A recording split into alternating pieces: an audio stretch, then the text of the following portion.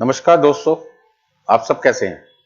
बेटे मैं सीएमए सुमित रस्तोगी सबसे पहले आपको बहुत बहुत मुबारकबाद देना चाहता हूं। किस चीज़ की? उन सभी बच्चों को जो फाउंडेशन के एग्जाम क्लियर करके इंटरमीडिएट में आए हैं। जिस तरीके से आपने फाउंडेशन में मेहनत की और उसका परिणाम क्या हुआ कि आप फाउंडेशन पास करके इंटरमीडिएट में आ चुके हैं। तो अब आपका अगला कदम क्या है? सबसे पहले आपको सीएमए इंटर में अपना एडमिशन लेना होगा। देन इंटरमीडिएट में दो ग्रुप्स हैं, ग्रुप 1 एंड ग्रुप 2। ग्रुप 1 में भी 4 पेपर हैं, ग्रुप 2 में भी 4 पेपर हैं। ग्रुप 1 में financial accounting, law and ethics आपके पास में है, direct tax, indirect tax and paper number 8 जो है कॉस्ट अकाउंटिंग। फिर ग्रुप 2 में आएंगे तो वहां पे फिर आपको 4 पेपर मिलेंगे, 4 पेपर्स मिलेंगे, जिसमें OMSM, financial management and business data analytics, management accounting, corporate accounting and auditing. इस तरीके से इंटरमीडिएट के दो ग्रुप में आपको टोटल 8 पेपर्स क्लियर करने हैं। अब आपके पास दो ऑप्शन है, या तो आप ग्रुप 1 और ग्रुप 2 इंडिविजुअल दो, मतलब एक एक करके दो, या बोथ ग्रुप एक साथ भी दे सकते हैं। बोथ ग्रुप देने के फायदे क्या हैं? पहला फायदा तो यह है कि आप दोनों ग्रुपों को एक साथ क्लियर करेंगे तो आपका जो टाइम है वो थोड़ा सेव होगा। जैसे एक ग्रुप आपने एक बार दिया, फिर दूसरा ग्रुप दिया, तो आपका 1 साल लग गया। लेकिन यदि बोथ ग्रुप आपने एक बार में दे दिया तो आपका टाइम क्या होगा? सेव होगा। दूसरा फायदा क्या होगा कि मान लीजिए पहले ग्रुप में आपका जो टोटल है वो 190 बना और दूसरे ग्रुप में आपका टोटल 210 बना, तो दूसरे ग्रुप में जो 10 नंबर ज्यादा है वो पहले ग्रुप से जो 10 नंबर कम आ रहे थे वहां पे सेट ऑफ हो जाएगा और बोथ ग्रुप आप क्या हो जाओगे? पास हो जाओगे। तो ये सारी चीजों का फायदा है बोथ ग्रुप में। और तीसरा फायदा क्या है कि जब आप इंटर्नशिप के लिए जाएंगे तो आपको प्रेफरेंस क्या मिलेगी? ज्यादा मिलेगी, क्योंकि आपने बोथ ग्रुप एक बार में क्लियर किए हैं। तो ऑब्वियस है कि जो कंपनीज हैं उनकी प्रेफरेंस क्या होगी कि पहले हम बोथ ग्रुप क्लियर वालों को अपॉइंट करें। इसका मतलब ये नहीं है कि सिंगल ग्रुप करके कोई जाएगा तो उसको मिलेगा नहीं। इंटरव्यू तो भैया देखो सबको ही कंडक्ट देने ही पड़ेगा, इंटरव्यू फेस करना पड़ेगा। जो इंटरव्यू में उनके आंसर दे पाएगा उनके मुताबिक, तो उसका सिलेक्शन हो जाएगा। ये सारे मैंने आपको फायदे बताए किसके? बोथ ग्रुप के। बट बोथ ग्रुप उसी बच्चे के लिए है जो बहुत मेहनत करे। बहुत मेहनत का मतलब है रोज मान के चलो 12 घंटे से लेके 16 घंटे के बीच में डेली पड़ेगा, तब जाके वो जून 2025 में अपने बोथ ग्रुप एक बार में क्लियर कर पाएगा। चलिए अब आगे की बात करते हैं। सबसे पहले हम बात करते हैं तो पेपर नंबर 8 है कॉस्ट अकाउंटिंग। उसमें आपको क्या क्या चीजें पढ़नी है। तो जो बच्चे सुमित रस्तोगी की क्लासेस में कॉस्ट अकाउंटिंग की क्लासेस परचेज करेंगे, ऐसे बच्चों को सबसे पहले हम 2 बुक प्रोवाइड करवाएंगे। पहली बुक जिसके अंदर आपके पास में थ्योरी प्लस प्रैक्टिकल क्वेश्चंस होंगे, और आपके पास में जो बुक है उसमें लिखा भी होगा यहाँ पर cost accounting main feature of book, जिसके अंदर 2022 न्यू सिलेबस के अकॉर्डिंग जो आपका सिलेबस है उसे हमने इस तरीके से डिजाइन कर रखा है, जिसमें basic costing, cost sheet, reconciliation, material costing, process costing, contract costing, overhead costing, ये सारे चैप्टर्स के नाम है जो मैंने अपनी बुक में सिस्टमैटिक तरीके से आपके सामने लिखा हुआ है। नेक्स्ट आपको एक सेपरेट बुक मिलेगी, एमसीक्यू बुक। इस एमसीक्यू बुक का खास बेनिफिट आपको मिलने वाला है। कैसे? बेटे इस बुक में मैंने 5 तरीके के एमसीक्यू आपको प्रोवाइड कर रखे हैं। सर 5 तरीके का मतलब? मेरे 2020 में इंस्टीट्यूट ने बिट्स एमसीक्यू के नाम से लॉन्च किए थे। बिट्स मतलब एमसीक्यू लॉन्च किए थे, वो आपको मिलेंगे। फिर 2024 में पिछले साल इंस्टीट्यूट ने फिर नए एमसीक्यू लॉन्च किए, मतलब प्रोवाइड किए बच्चों को पीडीएफ फॉर्म में, वो सारे हम यहाँ पे आपको देंगे। फिर अभी तक जितने एग्जाम हो चुके हैं CMA intermediate paper number 8 cost accounting है, उनमें जितने भी आपके एमसीक्यू आ चुके हैं वो सारे आपको यहाँ पे मिलेंगे। फिर इंस्टीट्यूट का जो स्टडी मटेरियल आपको मिला है, उस स्टडी मटेरियल में जितने चैप्टर वाइज एमसीक्यू वो आपको प्रोवाइड किए जाएंगे। प्लस मार्केट में जितनी रेफरेंस बुक्स हैं उनके बढ़िया बढ़िया एमसीक्यू क्वेश्चंस मैंने छाट कर आपके लिए स्पेशली डिजाइन किए और आपको एमसीक्यू बुक में प्रोवाइड किए। मुझे नहीं लगता कि मार्केट में किसी ने आपके लिए इतनी मेहनत की होगी जितनी मेहनत मैंने आपके लिए एमसीक्यू के लिए की है। क्यों की है? क्योंकि बेटा आप जानते हैं कि 100 नंबर के पेपर में 30 नंबर आपको किससे मिलने वाले हैं? एमसीक्यू से। बाकी का 70 नंबर का जो पेपर आएगा वो सब्जेक्टिव होगा, जिसके बारे में अभी थोड़ी देर में डिस्कस करेंगे। हनी नेक्स्ट जो बच्चे बोथ ग्रुप एक साथ क्लियर करते हैं, इंस्टीट्यूट उन्हें रैंक होल्डर की लिस्ट में कवर करता है। तो रैंक होल्डर कौन कौन होते हैं? वो बच्चे होते हैं जो दोनों ग्रुप एक साथ एक बार में क्लियर करते हैं और 50 लिस्ट में उनका नाम आता है, मतलब 50 लोगों के नाम में उनका नाम भी आता है। तो ये 50 लोगों का मतलब क्या हुआ? बेटा सपोज करते हैं कि एक ग्रुप 100 × 4 400 नंबर का है, दूसरा ग्रुप भी 100 नंबर के हिसाब से 4 पेपर का 400, टोटल कितना हो गया 800। अब आपने दोनों ग्रुप दिए और 800 में से आपके 700 नंबर आए और ऑल इंडिया में वो हाईएस्ट हैं, ऑल इंडिया में हाईएस्ट हैं, तो इसका मतलब क्या हुआ, आपका हो गया रैंक 1। मिस्टर एक्स ने सपोज करते हैं जून 25 में या दिसंबर 25, कोई सा भी अटेम्प्ट हो सकता है, उसमें बच्चे ने बोथ ग्रुप दिए, ठीक है जी। अब दोनों ग्रुप एक साथ देने का फायदा क्या हुआ उसको, और वो रैंक होल्डर की लिस्ट में कैसे आएगा, ये सारी चीजें समझनी पड़ेगी। तो दोनों ग्रुप में पहला ग्रुप हो गया ग्रुप 1 और दूसरा ग्रुप हो गया उसके बाद में ग्रुप 2। दोनों ग्रुप में आपको सबको पता है कि 4-4 पेपर होते हैं, 4 पेपर्स ग्रुप 1 में है और बेटा 4 पेपर्स ही आपके ग्रुप 2 में है। और इसमें financial accounting, law, tax, cost, ये 4 पेपर आपके पास है ग्रुप 1 में। फिर OMSM आपके पास में, corporate accounting plus audit, financial management plus business data analytics, और लास्ट आपके पास है मैनेजमेंट अकाउंटिंग MA। सभी पेपर 100-100 नंबर के हैं। इसका मतलब बोथ ग्रुप में 8 पेपर आपको देने हैं और 100 नंबर के हिसाब से आपके टोटल जो मार्क्स हो गए वो कितने हो गए 800 नंबर का पेपर हो गया 800 मार्क्स का। अब ऐसे में जो मिस्टर एक्स है इसके बोथ ग्रुप क्लियर हो गए और देखा कि इसके मार्क्स कितने आ रहे हैं 700 आ रहे हैं। तो हमने चेक किया कि जितने भी बच्चे बोथ ग्रुप एक बार में क्लियर हो गए हैं 2025 जून अटेम्प्ट में, क्या उनके किसी भी बच्चे के 700 से ज्यादा नंबर हैं या इसी बच्चे के हाईएस्ट हैं। तो पता लगा कि मिस्टर जो एक्स है जो 700 नंबर लेके आए उसके हाईएस्ट मार्क्स हैं। इसका मतलब जब इंस्टीट्यूट ICMAI एक लिस्ट तैयार करती है, उस लिस्ट को बोलते हैं list of rank holder, list of rank holder. इस लिस्ट में मिस्टर एक्स का नाम सुनहरे अक्षरों में लिखा जाएगा, मतलब कि नंबर 1 पे इनका नाम आएगा और इनके मार्क्स 700 हैं, कितने में से 800 में। इनकी फोटो लगेगी, इनका रोल नंबर लिखा जाएगा, इनका आपका रजिस्ट्रेशन नंबर होगा, ठीक है जी। कौन से सेंटर के हैं, दिल्ली के हैं, इलाहाबाद के हैं या आपका कर्नाटक के हैं, किसी भी स्टेट के हो सकते हैं। तो ऐसे में जो लिस्ट तैयार की जाती है उसको कहते हैं लिस्ट ऑफ रैंक होल्डर। तो यहाँ पे जो मैंने आपके सामने एक चार्ट बना रखा है, एक डायग्राम लगा रखा है, उसमें यहाँ पर ये वो स्टूडेंट हैं जिन्होंने मुझसे क्लासेस लिया, मतलब सुमित रसो की क्लासेस से क्लासेस परचेज किए और बोथ ग्रुप इन्होंने क्लियर किए और रैंक इनकी आई है। तो अभी तक 33 स्टूडेंट ऐसे हैं जो हमारे रैंक होल्डर की लिस्ट में शामिल हो चुके हैं। बात समझ में आई आपको? चलिए आगे देखते हैं। अब बात करते हैं पेपर नंबर 8 कॉस्ट अकाउंटिंग, जिसका सिलेबस इंस्टीट्यूट ने एज पर ICMAI institute of cost and management accountant of India, जिन्होंने पेपर नंबर 8 कॉस्ट अकाउंटिंग का जो सिलेबस है उसमें 100 नंबर का जो पेपर है वो किस तरीके से डिजाइन किया है। तो सबसे पहले उन्होंने 5 मार्क्स की वेटेज किसको दी है, इंट्रोडक्शन टू कॉस्ट अकाउंटिंग, जिसको हम नाम देंगे बेसिक कॉस्टिंग। फिर आपके पास है कॉस्ट असर्टेनमेंट, आपके पास है cost accounting standard, cost book keeping. Next आपके पास है मेथड्स ऑफ कॉस्टिंग, मतलब कॉस्टिंग कितने तरीके के मेथड्स हैं वो सारे आपको बताए जाएंगे। कॉस्ट अकाउंटिंग टेक्निक्स, ये सारी चीजें आपको डिस्कस की जाएगी। कहने का मतलब क्या हुआ कि 100 मार्क्स का जो पेपर होगा उसमें 5 मार्क्स की वेटेज किसको दी गई है, इंट्रोडक्शन टू कॉस्ट अकाउंटिंग को, 15% वेटेज दी गई है एलिमेंट्स ऑफ कॉस्ट को, 10% वेटेज दी गई है कॉस्ट अकाउंटिंग स्टैंडर्ड को, 10% वेटेज दी गई है कॉस्ट बुक कीपिंग को, 30% वेटेज दी गई है मेथड्स ऑफ कॉस्टिंग को और 30% वेटेज किसको दी गई है, कॉस्ट अकाउंटिंग टेक्निक। सर आपने जो 100% की वेटेज बताई है इसको थोड़ा सा और डिटेल में समझाओ। तो उसे और डिटेल में समझने के लिए बेटा हमने क्या किया, जो syllabus institute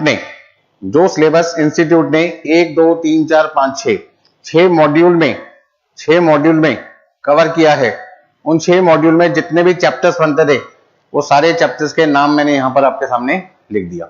basic costing, cost sheet, reconciliation, material costing, labour costing, overhead costing, process costing, contract costing, batch costing, job costing, operating costing, marginal costing, budgetary control, standard costing, key factor, integrated accounting, non integrated accounting, joint product, by product, और last आपके पास है cost accounting standard. Institute ने जो paper number 8 है उसका जो syllabus है 100 नंबर का, वो वैसे तो उन्होंने 6 मॉड्यूल में कवर किया है, लेकिन उन 6 मॉड्यूल को हमने बेटे कितने चैप्टर्स में कवर कर लिया? तो यहाँ पे चैप्टर्स के यदि नाम मैं काउंट करूंगा तो 19 चैप्टर्स बनते हैं।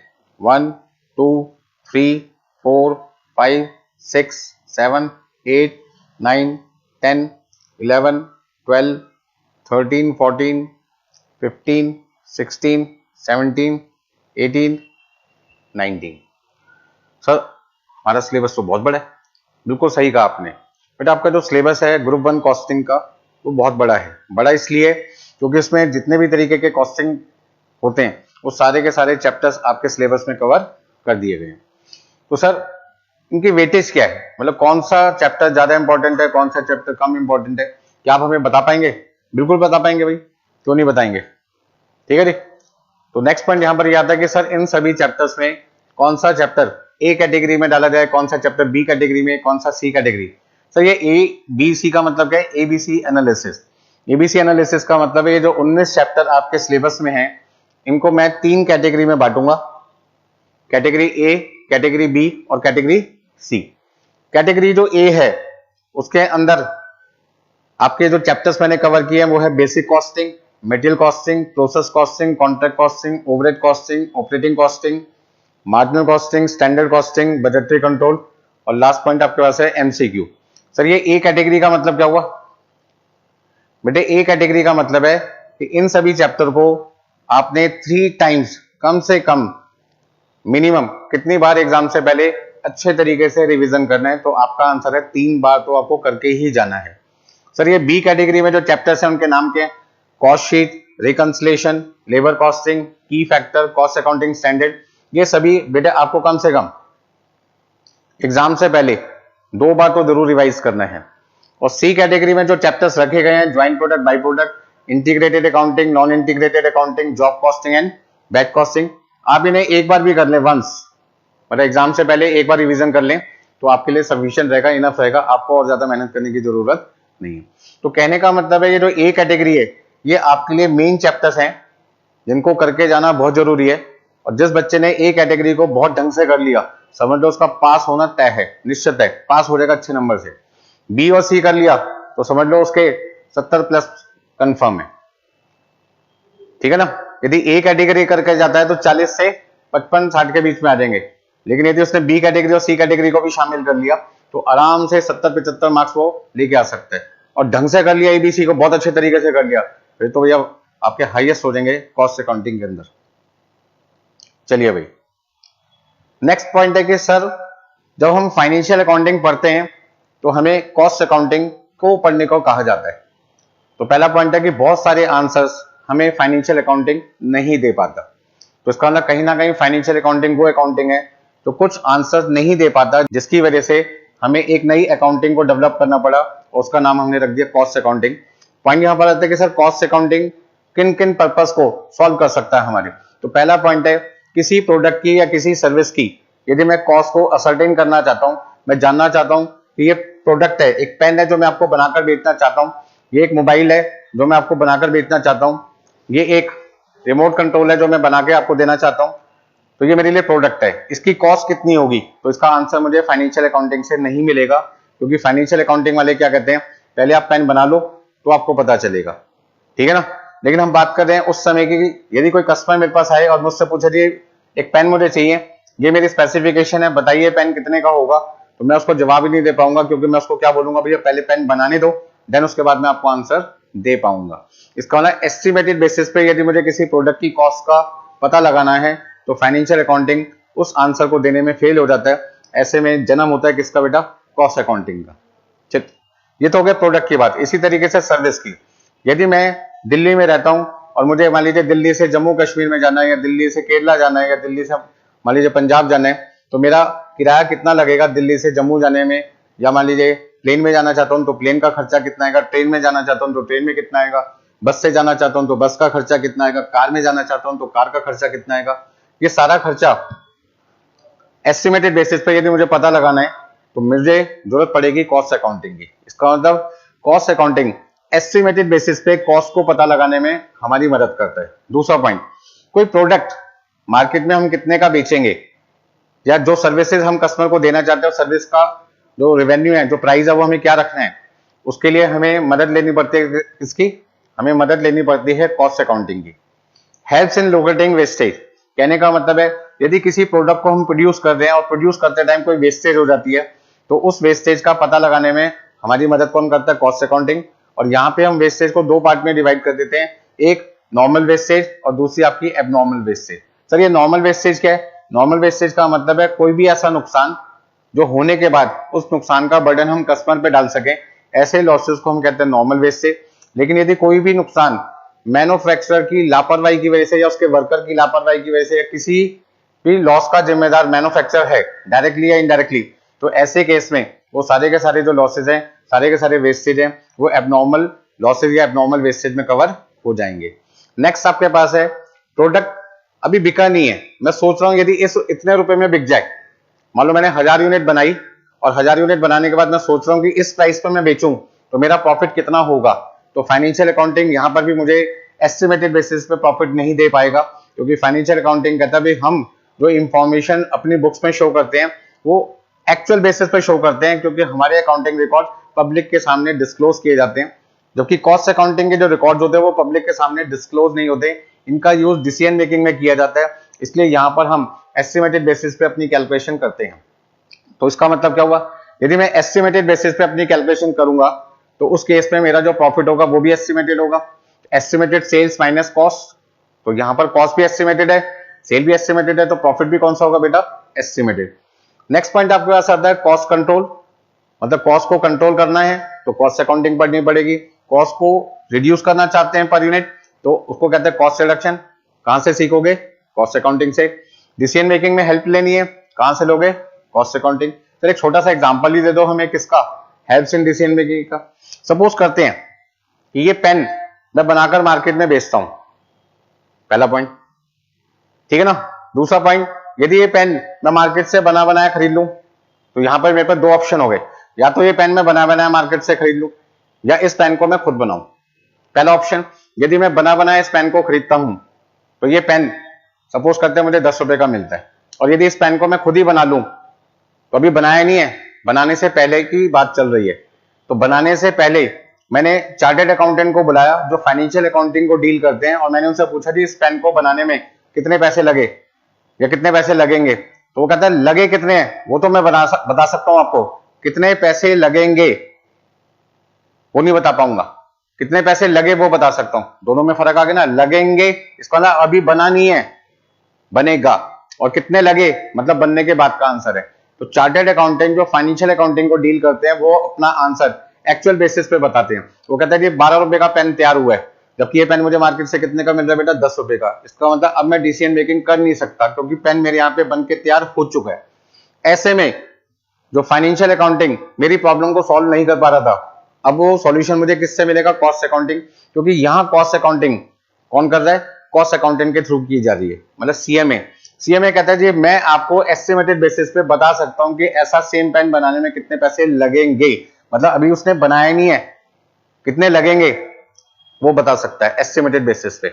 अब उसके फॉर्मूले हैं, उसके रूल्स हैं, उनके यूज करके वो आपको एस्टिमेटेड बेसिस पे अपना आंसर बता देंगे। अब पॉइंट यहां पर आता है कि कॉस्ट अकाउंटेंट ने मुझे आंसर क्या दिया। वो कहते हैं 7 रुपए में ये पेन बन जाएगा। अब बताओ ये पेन तो मुझे मार्केट से 10 रुपए का मिल रहा था, कॉस्ट अकाउंटिंग की मदद से एस्टिमेटेड बेसिस पे ये आंसर मुझे 7 रुपए मिला, मेरा डिसीजन क्या होगा?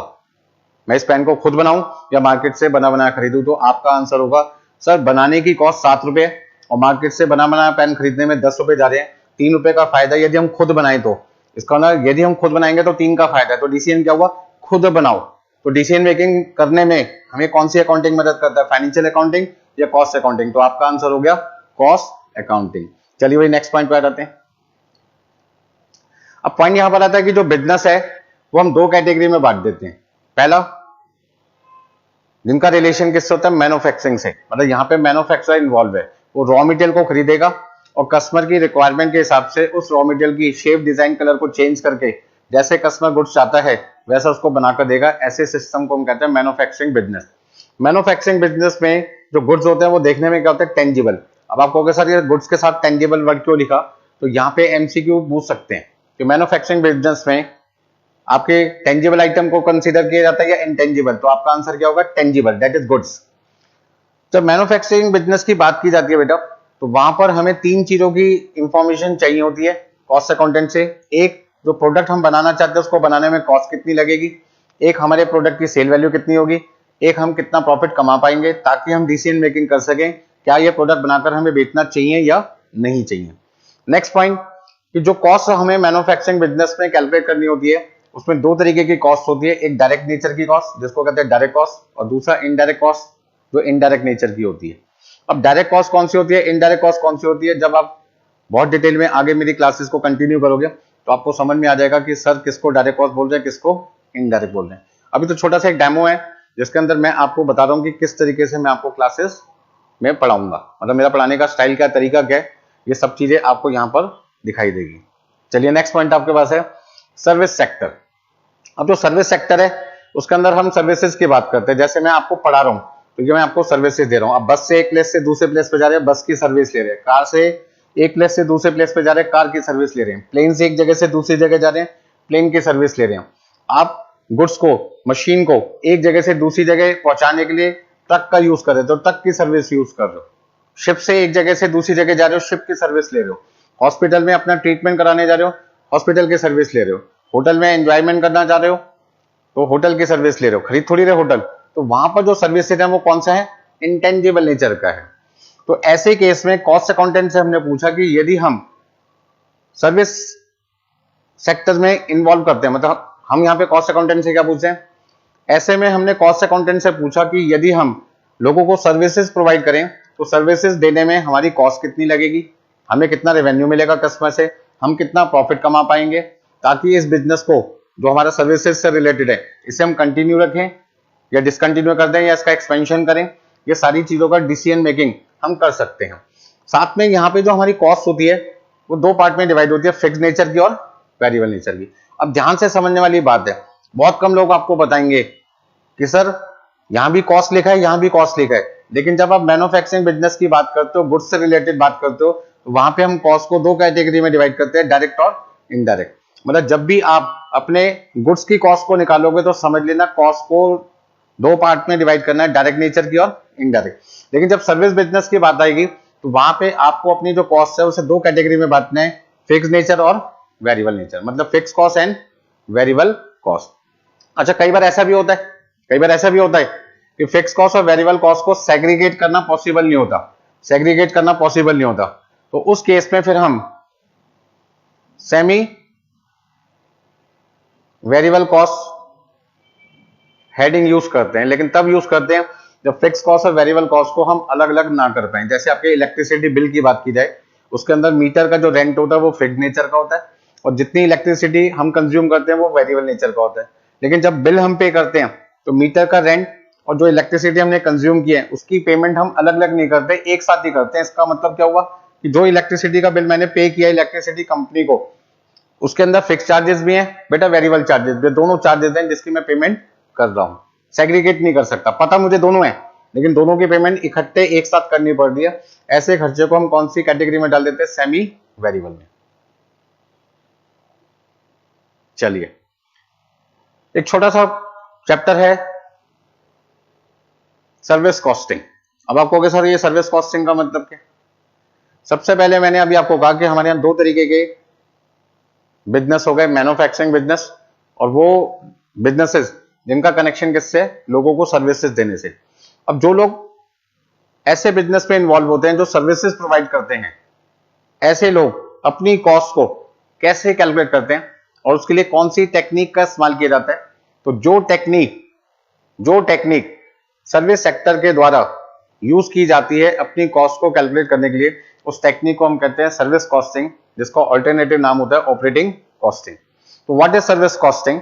Service costing is a method of ascertaining the cost of providing और ऑपरेटिंग अ सर्विस। मतलब जो भी हम सर्विस लोगों को दे रहे हैं, उन सर्विसेज को देने में जो हमारी लागत लग रही है उसे कैलकुलेट करने के लिए जो मेथड यूज किया जाता है उसको कहते हैं सर्विस कॉस्टिंग। आपके सामने यहाँ पे एक हॉस्पिटल का एग्जाम्पल मैंने लिया हुआ है, जिसमें एक पेशेंट अपना ट्रीटमेंट करवा रहे हैं एक डॉक्टर से, बट इस ट्रीटमेंट के लिए इन्हें कहाँ जाना पड़ेगा, हॉस्पिटल में जाना पड़ेगा। तो हॉस्पिटल वालों ने इस पेशेंट को जो भी सर्विसेज दिए हैं, उन सर्विसेज को देने में उनका कितना खर्चा लगेगा, वो सारी चीजें समझने के लिए जिस मेथड का, जिस टेक्निक का इस्तेमाल किया जाता है, उसको कहते हैं सर्विस कॉस्टिंग। आगे देखिए क्या लिखा हुआ है, this method of costing is applied by those undertakings which provide services rather then the production of goods. मतलब ये मेथड वहां पे यूज किया जाता है जहां पे केवल सर्विसेज दी जाती है, गुड्स से प्रोड्यूस करने का कोई संबंध नहीं होता। Service costing is also known as operating costing. Service costing का ऑल्टरनेटिव नाम क्या है, ऑपरेटिंग कॉस्टिंग। अब ध्यान से समझिए, सर्विस कॉस्टिंग कहां कहां एप्लीकेबल होती है। सर ये आप हमें क्यों बताना चाहते हैं? बेटे इसलिए बताना चाहता हूं क्योंकि आपका जो एग्जाम है, जो 100 नंबर का पेपर है, जरा उसको भी तो समझो। 100 नंबर के पेपर में जो आपका क्वेश्चन नंबर 1 है वो है एमसीक्यू। एमसीक्यू का मतलब तो जानते ही, आपने फाउंडेशन क्लियर किया, जिसमें एक क्वेश्चन होगा, 4 ऑप्शन होंगे, सही ऑप्शन आपको 2 नंबर दिलाएगा। यहाँ पे 2 नंबर क्यों दिलाएगा? क्योंकि यहाँ जो एमसीक्यू है वो 30 नंबर के हैं, 15 एमसीक्यू मिलेंगे। हर एक एमसीक्यू ठीक होने पे आपको इंस्टीट्यूट कितने मार्क देगा भाई? 2 नंबर। इसी तरीके से क्वेश्चन नंबर 2 से लेके क्वेश्चन नंबर 8 तक आपके पास में 7 क्वेश्चन है, जिसमें एनी 5 क्वेश्चंस आपको अटेम्प्ट करने हैं, और इन 5 क्वेश्चन को अटेम्प्ट करने पर हर एक क्वेश्चन 14 नंबर का होगा। 5 क्वेश्चन आपको कितने के मिलेंगे? 70 नंबर के। तो आप ऐसा कह सकते हैं कि आपका जो सेक्शन ए है एमसीक्यू, एमसीक्यू को हमने नाम क्या दे दिया बेटा? Section A. और जो बाकी के क्वेश्चंस हैं इनको हमने क्या नाम दे दिया? Section B. तो सेक्शन ए में जो 30 नंबर के एमसीक्यू हैं, उन एमसीक्यू को भी तो आपने अटेम्प्ट करना है। पास होने में आपकी सबसे ज्यादा मदद कौन करेगा? एमसीक्यू। ठीक है ना? 15 एमसीक्यू हैं। यदि किसी बच्चे ने ऑन एन एवरेज 12-13 भी ठीक कर लिए तो 12 का मतलब 24, 13 का मतलब 26, 24, 25, 26 नंबर। अब यहाँ 25 नहीं आएगा, या तो 24 आएंगे या 26 आएगा, क्योंकि नेगेटिव मार्किंग है नहीं। तो आपके जितने क्वेश्चन ठीक होंगे इंटू 2 से मल्टीप्लाई करके उतने नंबर आ जाएंगे। अब मान लीजिए बच्चे को 60 मार्क्स लाने हैं कॉस्टिंग के अंदर, वो कहते हैं जी मेरे यहाँ पर 12 ठीक हो गए, तो 24 तो बेटा आपके यहीं पे आ गए। अब बाकी आपको लाने हैं 36 कहां से लाना पड़ेगा फिर आपको? 70 में से। अब ये सारी चीजें मैंने आपको क्यों बताई? इसलिए बताई क्योंकि एमसीक्यू पे भी आपको बहुत फोकस करना पड़ेगा। कई बार बच्चा कहता है कि एमसीक्यू तो आंसर दे ही रखे होते हैं, अपना दिमाग में वहीं चला लूंगा और ठीक हो जाएंगे, तुक्का लगा लूंगा, एबीसीडी जहां मेरी आवाज रुकेगी वही आंसर हो जाएगा। ऐसा बिल्कुल भी नहीं करना आपको। अब सबसे पहले एप्लीकेबिलिटी किसकी? सर्विस कॉस्टिंग की। बेटा किसकी बात चल रही है? सर्विस कॉस्टिंग की।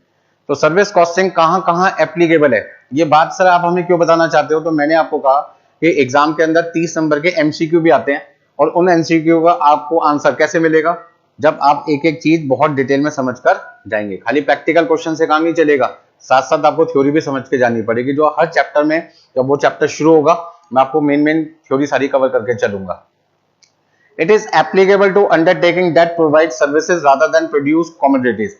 मतलब वो बिजनेसेस, वो अंडरटेकिंग जो केवल सिर्फ लोगों को सर्विसेज प्रोवाइड करते हैं, उनका रिलेशन गुड्स को प्रोड्यूस करने से नहीं होता है, ऐसे बिजनेसेस में सर्विस कॉस्टिंग को अप्लाई किया जाता है। जैसे transport companies, hotel industry, hospitals, insurance company, electricity supply company, आपका educational institute Sumit Rastogi classes, ठीक है ना, आपका खुद का institute ICMEI, cinema houses, boiler houses, IT industry, canteens etcetera that are engage in the provision of services.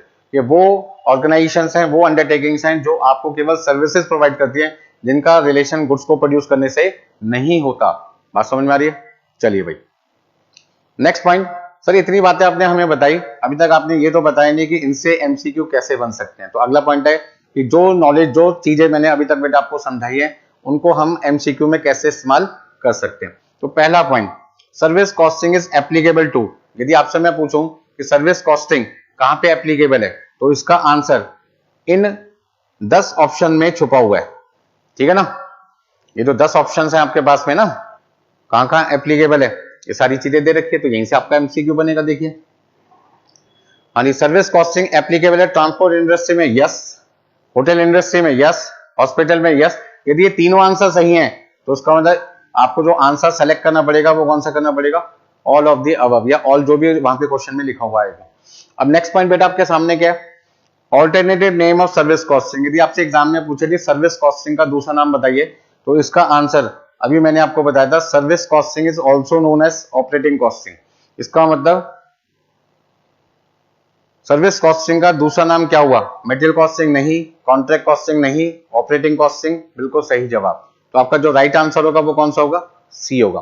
तो वो कितने आसान क्वेश्चन एग्जाम में आते हैं, 15 इंटू 2 30 नंबर आप आसानी से ला सकते हैं यदि हर चीज को बहुत डिटेल में सिस्टमेटिक तरीके से करके जाएं। ठीक है ना।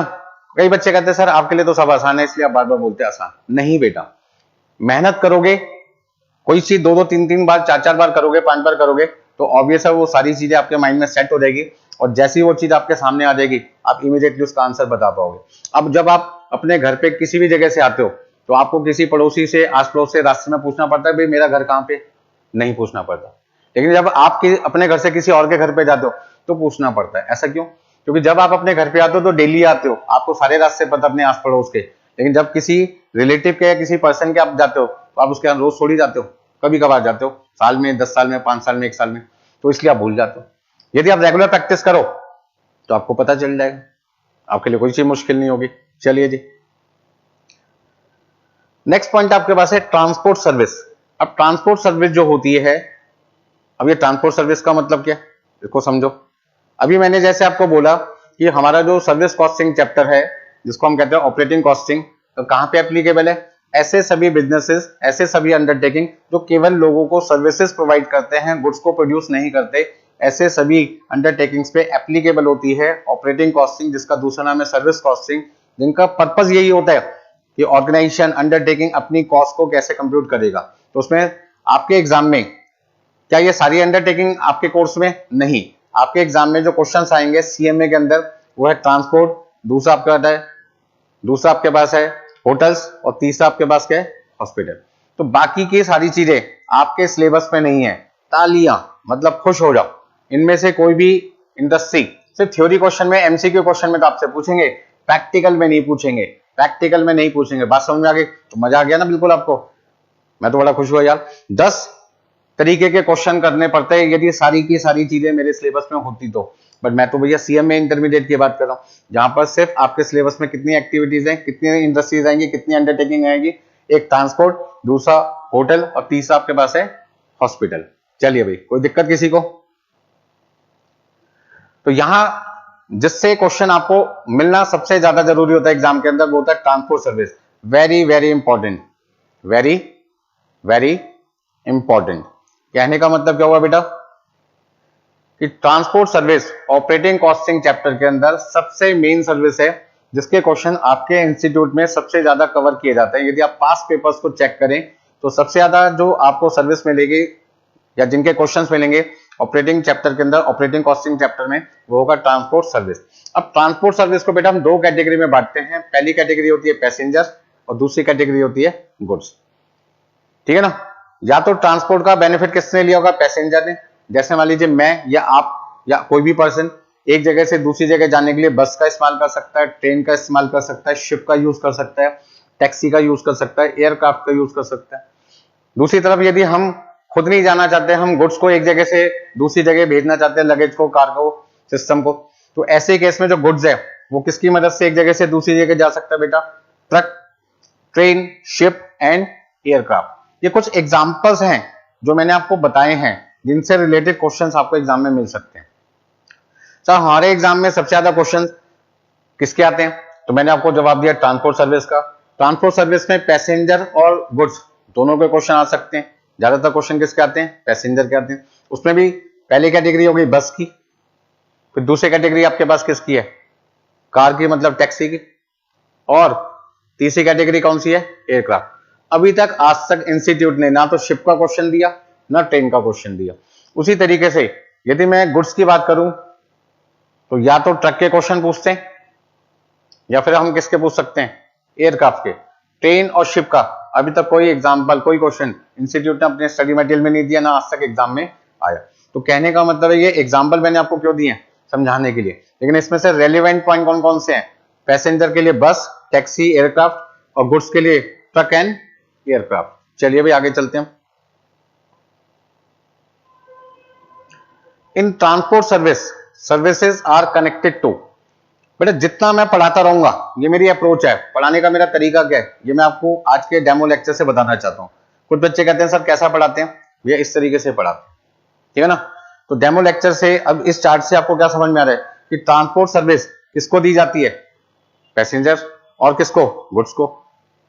तो इसका मतलब in transport services are connected to, मतलब ट्रांसपोर्ट बिजनेस के अंदर, ट्रांसपोर्ट सर्विस के अंदर जो सर्विसेज हम दे रहे हैं उनका रिलेशन किससे होता है? पैसेंजर से, यस। Goods, yes. दोनों का मतलब क्या हो? बोथ। तो आपका राइट आंसर कौन सा हो गया भाई? सी आंसर हो गया। अब जिस बच्चे ने ये सारी चीजें डिटेल में समझी हैं, पढ़ी हैं मुझसे, तो ऑब्वियस है वो फटाफट से अपने सही आंसर दे के आएगा। चलिए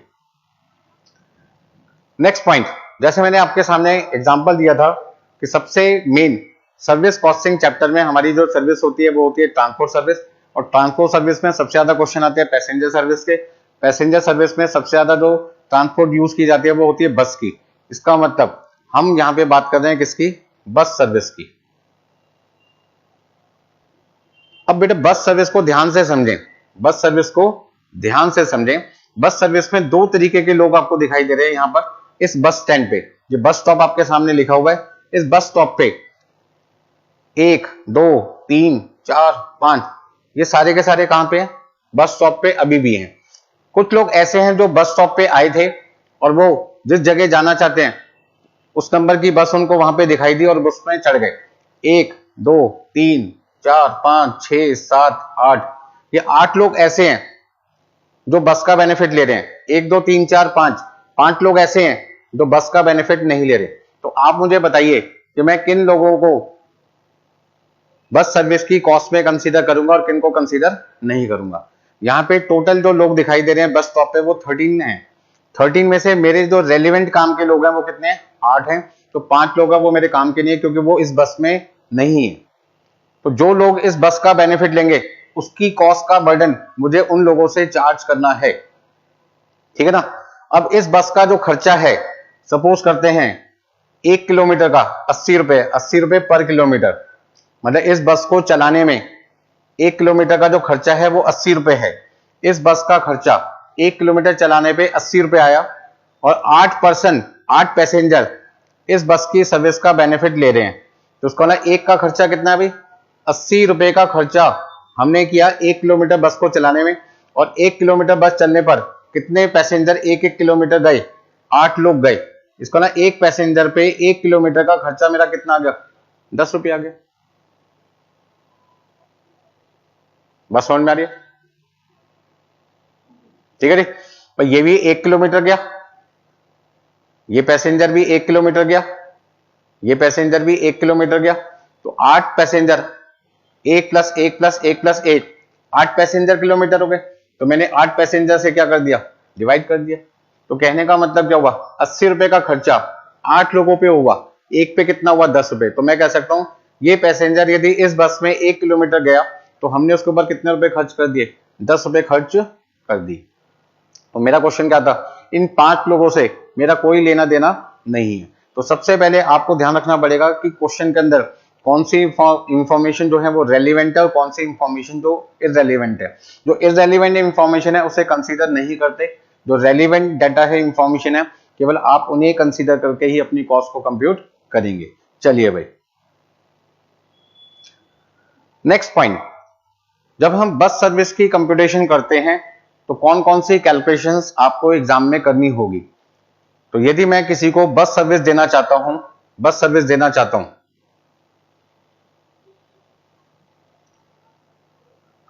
यदि मैं किसी को बस की सर्विस प्रोवाइड करना चाहता हूं तो ऐसे केस में मुझे क्या ध्यान रखना पड़ेगा? कौन कौन सी कॉस्ट निकालनी पड़ेगी? एक, सबसे पहले मुझे निकालनी पड़ेगी उस बस को चलाने पर मेरा खर्चा कितना है, ठीक है जी। दूसरा, बस कितने किलोमीटर चली। तीसरा, 1 किलोमीटर बस को चलाने की कॉस्ट कितनी है।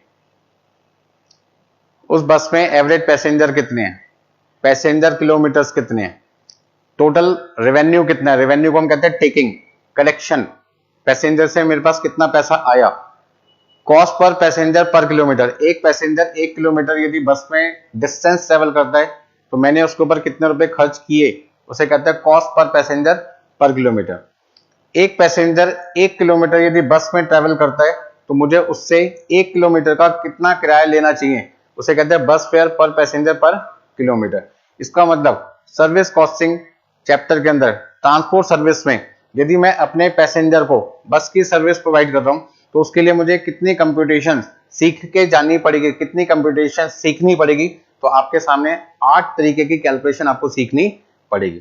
मतलब आपको समझ में आ रहा होगा कि हर चीज सिस्टमेटिक तरीके से हमें पढ़नी है, कोई भी चीज रटना नहीं है भैया, हर चीज सिस्टमेटिक तरीके से है।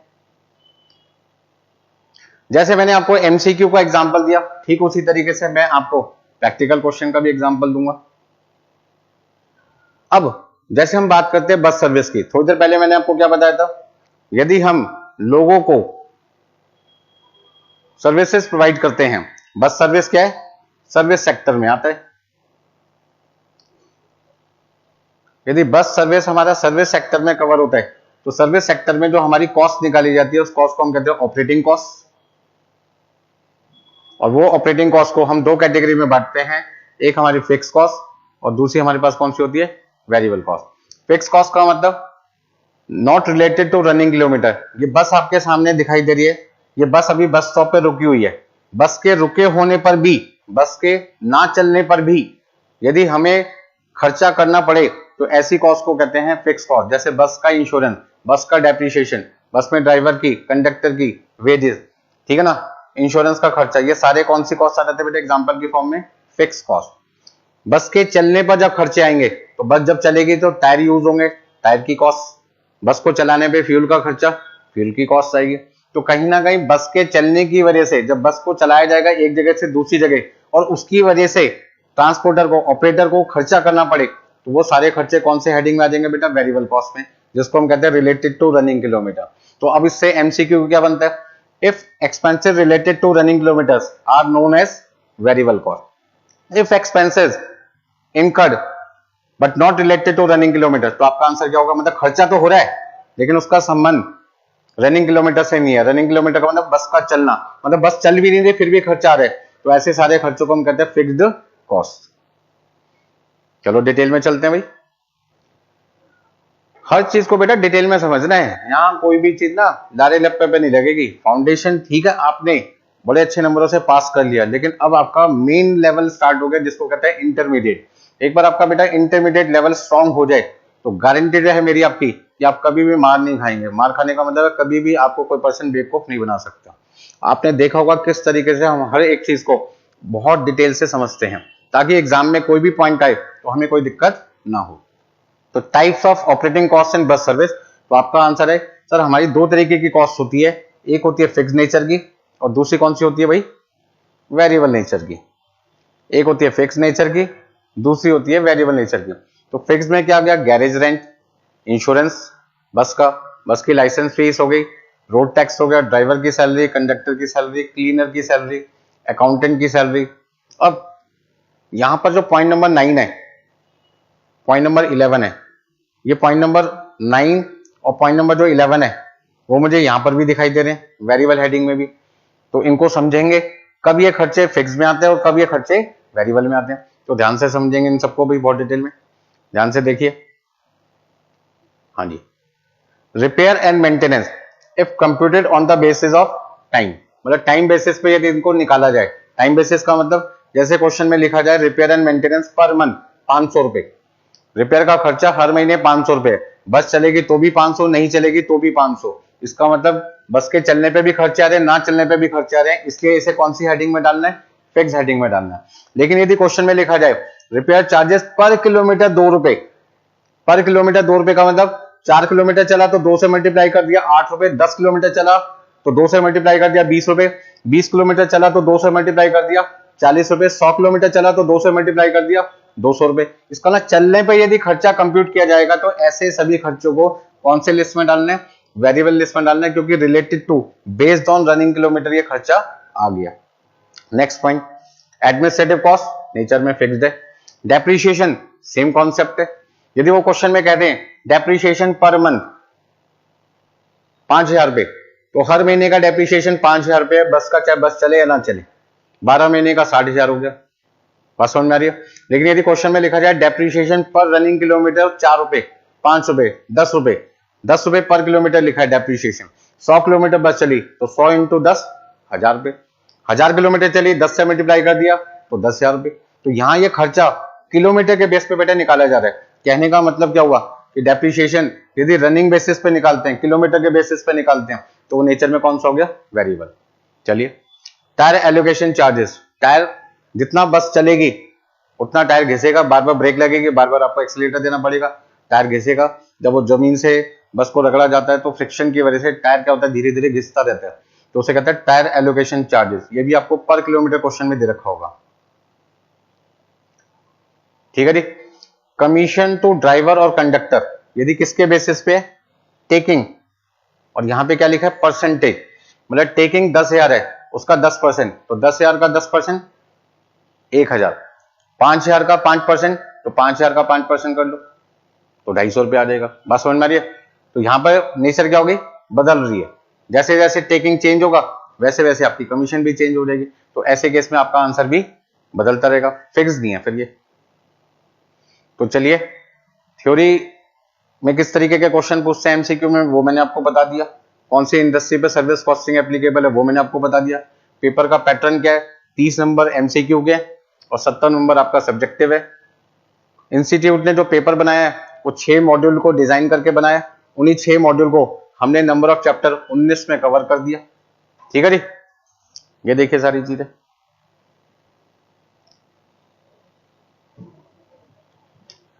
हाँ जी, एग्जाम्पल 1, जैसे मैंने आपको एमसीक्यू बताए ठीक उसी तरीके से मैं आपको एग्जाम में सब्जेक्टिव क्वेश्चन भी तो बताऊंगा, वो कैसे छोड़ सकता हूं भाई।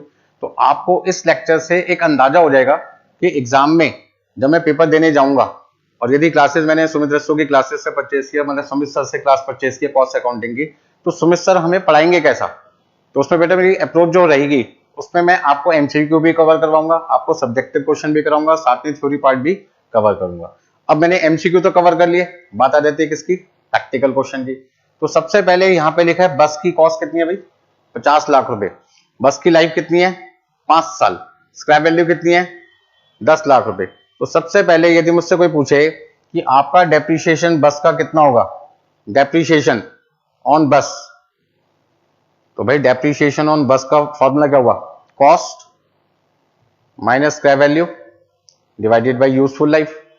क्या डेप्रिसिएशन निकालने के लिए मैंने किलोमीटर्स की तरफ देखा कि बस मेरे कितने किलोमीटर चली, नहीं देखा। इसका मतलब डेप्रिसिएशन को निकालते टाइम या किसी भी खर्चे को निकालते टाइम यदि मैं किलोमीटर्स को नहीं देख रहा, कंसीडर नहीं कर रहा, मतलब कि उसका संबंध किलोमीटर से नहीं है, मतलब कौन सी नेचर हो गई, फिक्स नेचर।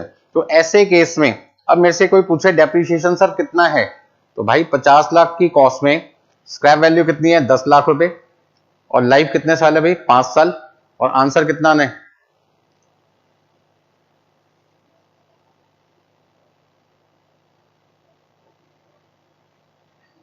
40 लाख को मैंने 5 से डिवाइड किया, मेरे पास आ गया 8 लाख रुपए। बात समझ में आ रही है भाई सबको, कोई दिक्कत इसमें किसी को, बोलो भाई, दोबारा समझाऊं मैं आपको।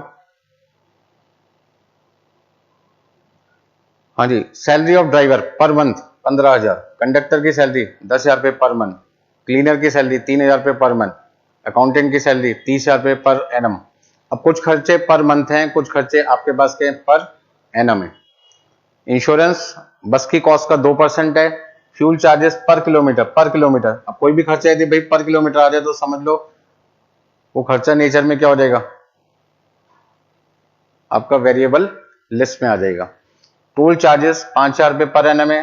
रिपेयर का खर्चा जो डेप्रिसिएशन आपने निकाली है, तो डेप्रिसिएशन आपने निकाली है, और डेप्रिसिएशन का कितना है भाई, 20%। तो यदि आपसे कोई पूछे जी रिपेयर चार्जेस कितने,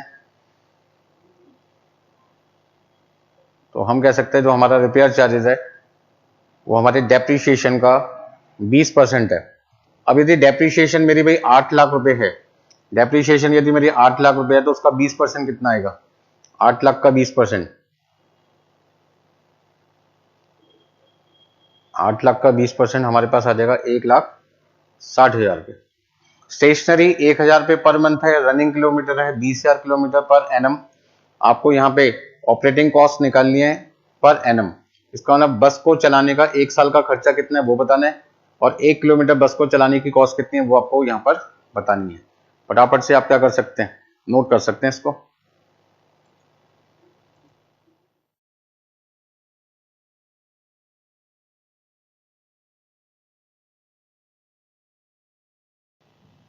एग्जाम के अंदर हमें क्या बनाना पड़ेगा, operating cost statement. Operating cost statement का मतलब एक ऐसी स्टेटमेंट जिसका यूज कॉस्ट अकाउंटेंट करते हैं ये बताने के लिए कि जो बस हम अपने पैसेंजर को एक जगह से दूसरी जगह लाने ले जाने के लिए यूज कर रहे हैं, ऑपरेटर का खर्चा उस बस के लिए कितना आएगा 1 साल का। तो सबसे पहले मैं यहाँ पर क्वेश्चन को सॉल्व करने से पहले अपने मन में एक पॉइंट लिखूंगा। मन में पहले मन में लिखा कि यार ये कैलकुलेशन मैं किसके लिए कर रहा हूं, सोच रहा हूं किसके लिए कर रहा हूं, तो आंसर निकला एक बस के लिए। फिर मैंने आंखें बंद करी, फिर मैंने सोचा ये कैलकुलेशन मैं कितने समय के लिए कर रहा हूं, तो आपका आंसर आया 1 साल के लिए। तो भाई सब चीजें कैलकुलेट करनी पड़ेगी हमारी रिक्वायरमेंट के हिसाब से। ऑपरेटिंग कॉस्ट आपको बतानी है किसकी, 1 साल की। तो 1 साल के बारे में तो क्वेश्चन में दे रखा है। अब यहाँ पे जो इंफॉर्मेशन है उसमें एक ही बस की जानकारी मिली है। यदि 5 बसेस होती तो फिर मैं अपनी कॉस्ट 5 बसेस की निकालता, 4 बसेस होती तो 4 की निकालता, 3 होता तो 3 की निकालता। पर यहाँ पे इंफॉर्मेशन किसकी दे रखी है, एक बस की। तो मैंने यहाँ पे सारे खर्चे किसके ले रहा हूँ, एक बस के। कितने समय के लिए, 1 साल के लिए। अब सबसे पहले आप ये बताइए मुझे कि मेरा जो डेप्रिसिएशन है वो कितना निकल के आया था। जो डेप्रिसिएशन मैंने यहाँ पे निकाला था वो मेरा डेप्रिसिएशन कितना है, जल्दी बताओ।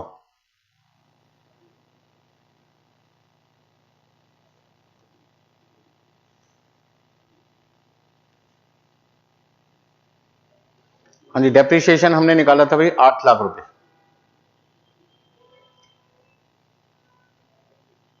तो ड्राइवर की सैलरी कितनी है, ड्राइवर की सैलरी हमारे पास है 15,000 रुपये पर मंथ। तो 15,000 को हमने मल्टीप्लाई कर दिया किससे, 12 से। फिर हमारे पास है कंडक्टर की सैलरी 10,000 रुपये पर मंथ। 1 साल का आंसर निकालने के लिए 12 से मल्टीप्लाई किया। क्लीनर की सैलरी आपके पास है 3,000, 12 से मल्टीप्लाई किया आपने, तो आपके पास आ जाएगा 180, 120, 36,000। यानी salary of part time accountant 30,000 per annum. तो यदि कोई खर्चा पर एनम के नाम से दे रखे तो आपको कुछ छेड़खानी नहीं करनी, पूरा का पूरा अमाउंट आपको लिखना है। रोड टैक्स बेटा आपको लिखना है 10,000, परमिट फीस 15,000, इंश्योरेंस बस की कॉस्ट का 2%। तो बस की जो कॉस्ट है वो आपके पास कितनी थी, 50 लाख रुपए, और उसका 2% आपके पास कितना आ जाएगा, 50 लाख का 2% आपके पास में आ जाएगा 1 लाख रुपए। ठीक है ना। हाँ जी, फ्यूल चार्जेस पर किलोमीटर, और किलोमीटर बस आपकी चली है 20,000 1 साल में, तो 10 रुपए से मल्टीप्लाई कर दिया इधर आपने। ठीक है जी। नेक्स्ट आपके पास में है ऑयल एक्सपेंसेस पर किलोमीटर।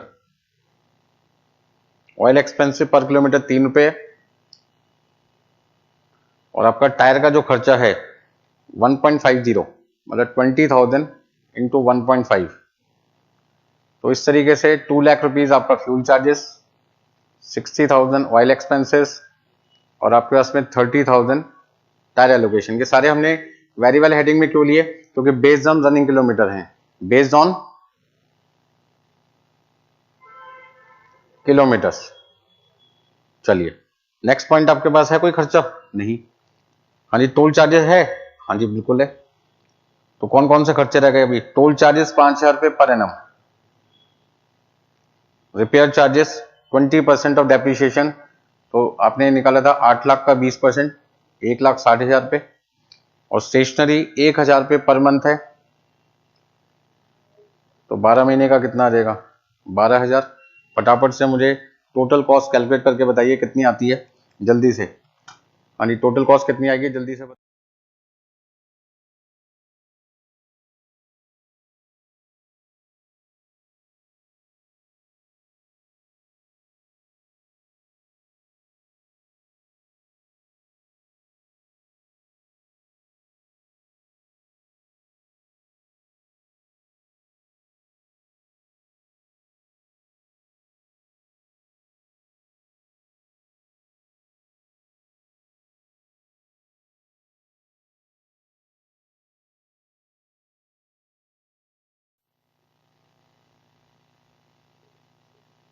बताओ अभी कितना आंसर आएगा टोटल जल्दी से।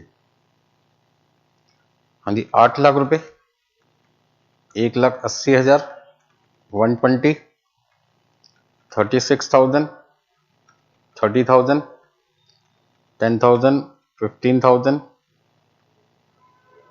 1 lakh, 5,000, 60,000, 12,000, 2 lakh, फिर 60,000, फिर 30,000, हाँ जी 17,58,000 रुपीज का खर्चा ऑपरेटर को बियर करना पड़ेगा एक बस को 1 साल चलाने के लिए।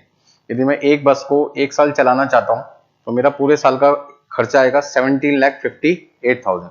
इसका मतलब पहला पार्ट का आंसर मैं निकाल चुका, ऑपरेटिंग कॉस्ट पर एनम 17,58,000। अब इन्होंने मुझसे क्वेश्चन में सेकंड पार्ट पूछा है कॉस्ट पर किलोमीटर, मतलब ये जो मैंने खर्चा किया है 17,58,000 का, 17,58,000 का, ये खर्चा मैंने कितने किलोमीटर के लिए किया है? तो ये खर्चा मैंने जो किया है वो कितने किलोमीटर के लिए किया है? 20,000 किलोमीटर के लिए। इसका मतलब यदि मेरे को सेकंड पार्ट में पूछा जाए कॉस्ट पर रनिंग किलोमीटर, तो उसके लिए मैं क्या लिखूंगा? Operating cost divided by running kilometres. अब भाई मेरी जो कॉस्ट है वो कितनी है? 17,58,000, 17,58,000 रुपए मेरी कॉस्ट है। और ये कॉस्ट कितने किलोमीटर बस को चलाने की थी भाई? 20,000। तो 17,58,000 को मैंने डिवाइड कर दिया 20,000 से, तो मेरे पास में आंसर कितना आ जाएगा? ₹87.90 पर किलोमीटर। कैलकुलेशन आप चेक कर लेना, कोई गड़बड़ हो तो मुझे बता देना, ठीक है ना भाई? 87.90। तो इस तरीके से आज की क्लास में आपने क्या समझा? आज की क्लास में मैंने आपको क्या क्या बताया? एक, आपका एबीसी एनालिसिस के बारे में बताया। एक, इंस्टीट्यूट के 6 मॉड्यूल को हमने 19 चैप्टर में कन्वर्ट किया। दूसरा, हम आपको कितनी बुक प्रोवाइड करेंगे? 2, एक आपकी प्रैक्टिकल प्लस थ्योरी बुक, एक आपकी एमसीक्यू बुक, ठीक है ना? पढ़ाने का तरीका कैसा होगा? एमसीक्यू भी कवर होंगे, प्रैक्टिकल क्वेश्चन भी कवर होंगे, रेलिवेंट थ्योरी भी कवर होगी। किसी चैप्टर में थ्योरी बहुत ज्यादा होती है, किसी चैप्टर में ना के बराबर होते हैं, तो जिसमें ज्यादा होगी उसमें ज्यादा कराएंगे, जिसमें कम होगी कम। जैसे मार्जिनल कॉस्टिंग में थ्योरी ज्यादा होती है, बेसिक कॉस्टिंग पूरा चैप्टर थ्योरी का है, कॉन्ट्रैक्ट कॉस्टिंग में थ्योरी काफी ज्यादा होती है, मटेरियल में थ्योरी होती है, प्रोसेस में बहुत कम होती है, तो कम कराएंगे उसमें, ठीक है ना? तो जिसमें ज्यादा होगी तो उसमें ज्यादा कवर किया जाएगा, जिसमें कम होगा उसमें कम कवर किया जाएगा। तो इस तरीके से आज का कॉस्टिंग का जो इंट्रोडक्शन था वो मैंने आपको दे दिया कि किस तरीके से हमारा टीचिंग स्टाइल है, ठीक है जी? आज के लिए इतना ही करते हैं, फिर मिलते हैं आपसे। चलिए जी।